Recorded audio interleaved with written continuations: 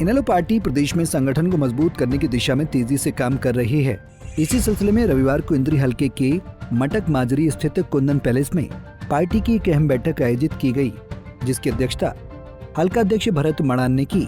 वहीं बैठक में इनेलो प्रदेश अध्यक्ष रामपाल माजरा ने बतौर मुख्य अतिथि शिरकत की। इस दौरान भरत मड़ान और अन्य कार्यकर्ताओं ने प्रदेश अध्यक्ष रामपाल माजरा को पगड़ी पहनाकर उनका गर्मजोशी से स्वागत किया। साथ ही बैठक में बड़ी संख्या में पार्टी पदाधिकारी और कार्यकर्ता भी मौजूद रहे। इस दौरान प्रदेश अध्यक्ष रामपाल माजरा ने नवगठित ब्लॉक, जिला व प्रदेश स्तरीय कार्यकारिणी के सभी पदाधिकारियों को बधाई दी और संगठन को और अधिक सक्रिय व मजबूत बनाने का आह्वान किया। उन्होंने कहा कि इनेलो एक ऐसी पार्टी है जो जमीनी कार्यकर्ता से लेकर शीर्ष नेतृत्व तक सभी को साथ लेकर चलती है। पार्टी की नई कार्यकारिणी में सभी समुदाय के लोगों को प्रतिनिधित्व दिया गया है ताकि हर वर्ग की भागीदारी सुनिश्चित हो सके। पहले वोट लेने के लिए बीपीएल कार्ड बनाए गए और हरियाणा प्रदेश के 76% जनता बीपीएल कार्ड में दर्ज कर दी ताकि वोट हासिल कर सकें, और इतने थोड़े से अंतराल में अब उनको अमीर बना दिया। हज़ारों बीपीएल कार्ड काट दिए क्योंकि वोट लेने का मकसद हल हुआ और अब उनके सभी सुविधाओं से उनको महरूम किया जा रहा है, उनके बीपीएल काटे जा रहे हैं। बिजली के रेट भी बढ़ाए गए हैं। बिजली के रेट बढ़ाए गए हैं। मैंने आपको पहले ही कहा कि हरियाणा प्रदेश में 9% से लेकर 30% तक बिजली के रेट बढ़े हैं और स्लैब भी 3 कर दिए, पहले 5 थे, और फिक्स चार्ज भी लगाया गया। यानी कि हरियाणा प्रदेश में जब भी मौका मिलता है या देश में ये टैक्स बढ़ाने का काम करते हैं। सबसे पहले टोल टैक्स केंद्र की सरकार ने बढ़ाए, सीएनजी, पीएनजी, पेट्रोल और डीजल के रेट बढ़ाए, और उसी प्रकार से हरियाणा प्रदेश की सरकार ने कलेक्टर रेट बढ़ाए और बढ़ाने जा रही हैं।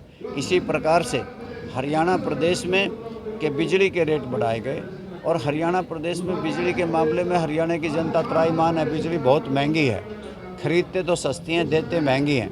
हमारे तो सारे थर्मल पावर स्टेशन बंद हैं।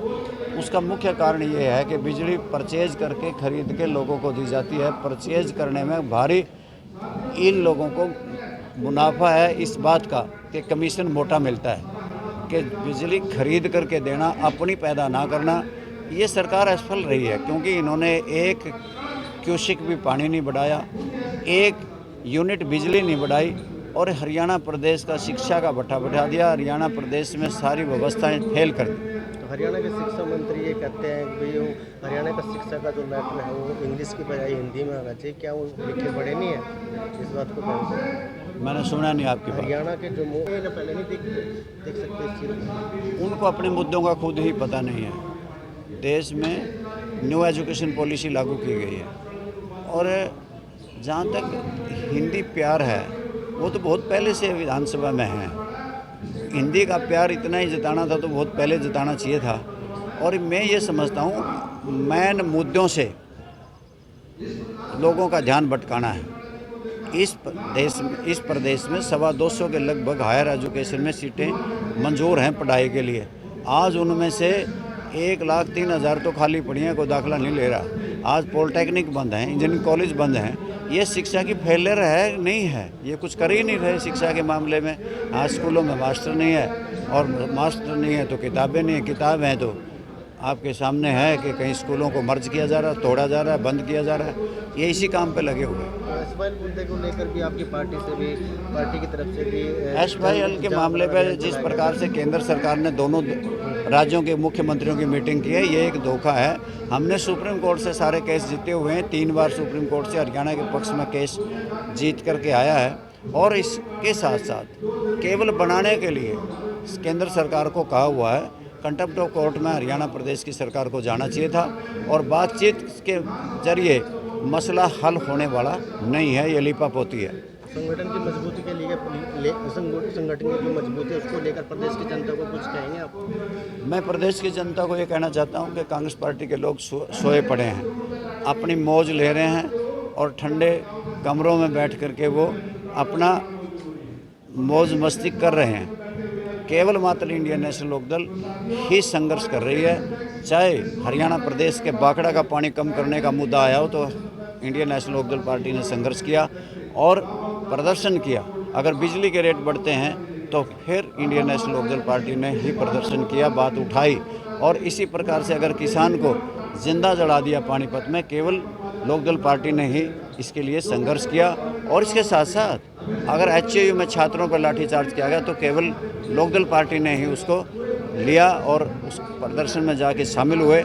यानी कि हरियाणा में सारे दल सोए पड़े हैं, केवल इंडियन नेशनल लोकदल पार्टी मैदान में है। सारे हरियाणा प्रदेश के निष्ठावान साथी जो मेहनती हैं, कार्यकर्ता हैं, पुराने हैं, नए हैं, सब जुट जाएं और लोकदल पार्टी को मजबूत करें। वहीं इनेलो प्रदेश अध्यक्ष रामपाल माजरा ने भाजपा सरकार पर जमकर हमला बोला। उन्होंने कहा कि प्रदेश में भ्रष्टाचार चरम पर है, नशाखोरी ने युवाओं का भविष्य अंधकार में कर दिया है और आम जनता बिजली, पानी, सड़क जैसी मूलभूत सुविधाओं से जूझ रही है। उन्होंने कहा कि हरियाणा के अस्पतालों में डॉक्टरों की भारी कमी है, जिससे मरीजों को इलाज नहीं मिल पा रहा। वहीं स्कूलों में शिक्षकों की भारी कमी के चलते बच्चों की शिक्षा प्रभावित हो रही है।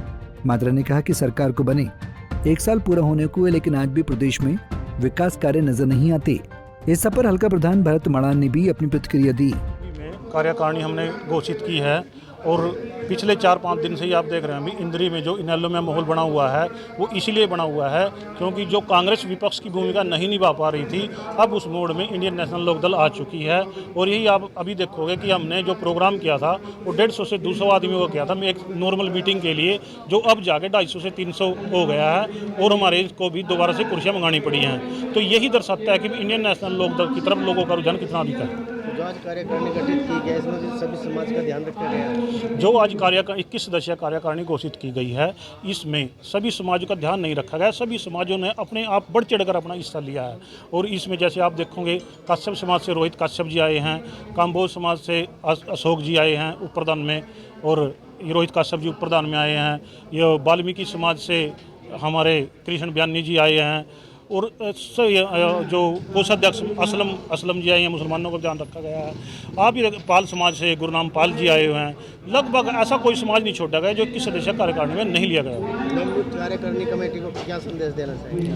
नवयुक्त कमेटी ही संदेश देगी अब, क्योंकि जो ये 21 बंदे बने हैं इन्होंने सब ने एक मिशन रखा है कि हम आने वाली 15 दिसंबर को हम यहाँ पर इसमें जो हमारी अनाज मंडी है इसमें 20,000 लोगों का प्रोग्राम करेंगे, जिसमें हमारे मुख्य पार्टी राष्ट्रीय अध्यक्ष हमारे जो पार्टी के हैं हमारे सुप्रीमो चौटाला साहब वो शिरकत करेंगे और हमारे पार्टी के बड़े नेता आएंगे।